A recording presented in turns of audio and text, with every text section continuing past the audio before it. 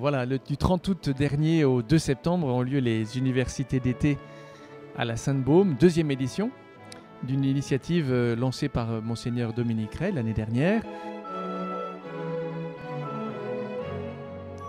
La communication, c'est un grand enjeu pour les chrétiens aujourd'hui.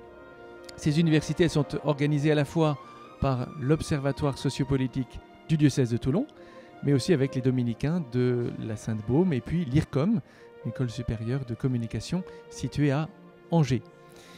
Ils ont fait intervenir un certain nombre de grands acteurs, de témoins.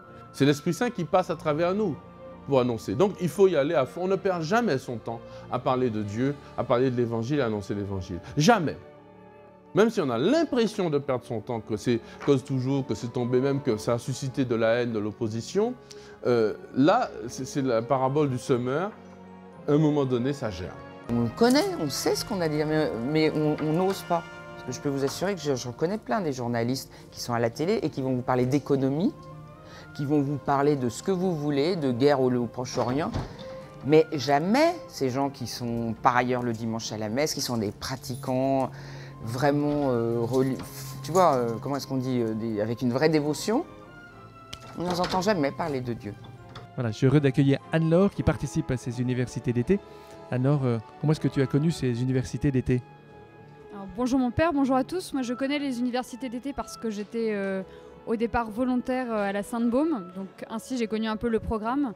J'ai voulu participer à ces universités d'été parce que je travaille moi-même dans le domaine de la communication et je voulais savoir quel était le message de l'Église, justement.